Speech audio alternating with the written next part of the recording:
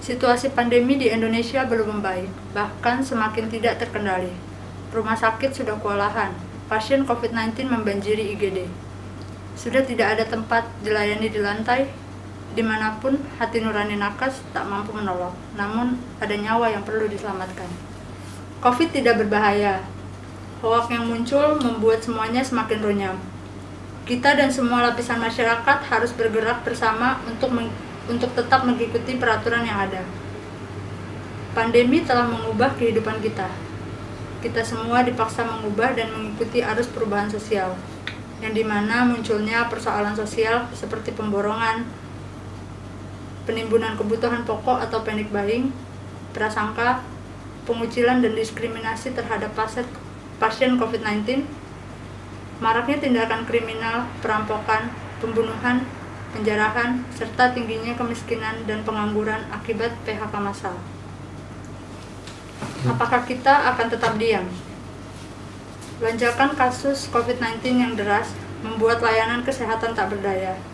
Inilah kedaruratan kesehatan yang sesungguhnya. Masihkah diingkari? Masih ragu? Lakukan pengetatan maksimal karena mitos ekonomi. Lupakan keselamatan.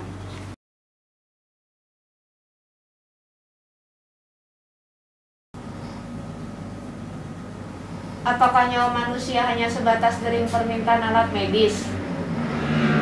Apakah kita tetap bisa berbuat seperti itu jika ada orang terdekat kita, kerabat, teman, anak yang mengalami hal yang sama? Masih bisakah kita berharap dering-dering permintaan pesanan ketika buah hati kita harus menghembuskan nafas melalui selang oksigen?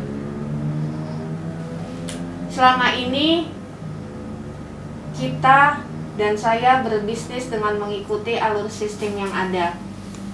Namun ada momen-momen di mana hati ini tidak bisa menutup mata.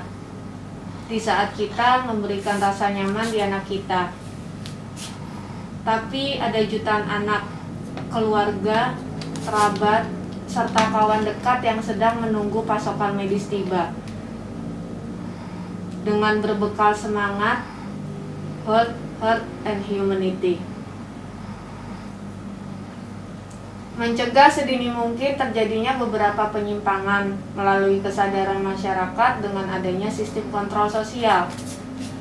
Menghindari kesalahan komunikasi dan perbedaan persepsi bahwa kita datang menginginkan sebuah sistem bisnis yang pas sehat dengan tidak adanya bypass dan tidak adanya monopoli pasar dan harga. Membangun dan meningkatkan kepercayaan bahwa kita ingin pendistribusian itu tetap terjaga. Mendorong masyarakat agar ingat bahwa diri kita ini bertanggung jawab atas kesehatan diri kita sendiri dan orang-orang di sekitar kita.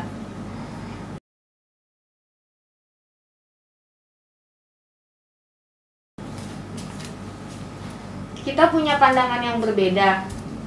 Masalah yang tengah berlangsung sangat kompleks.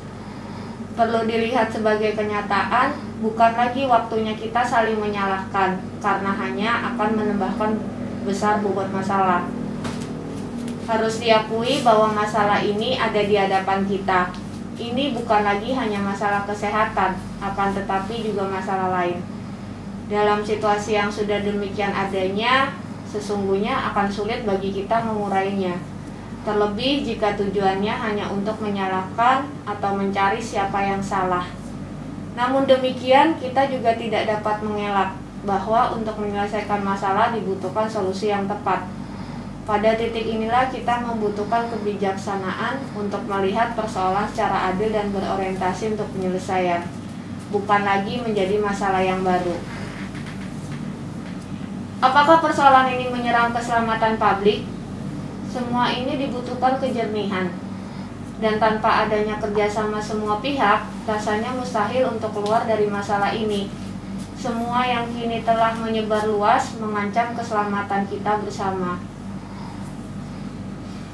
Pada titik inilah kita sedang diberi kesempatan memeriksa cara hidup kita yang seharusnya.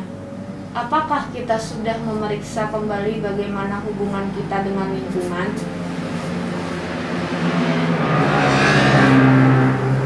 Apakah pandemi merupakan reaksi perubahan lingkungan? Apakah ini cara dari Tuhan agar kita bisa saling peduli? Kita semua hanya bisa merekam ini menjadi kenangan pahit. Tidak bisa lagi untuk bersedih, juga tidak bisa lagi untuk marah. Tidak ada lagi waktunya untuk itu. Mari kita berjuang bersama.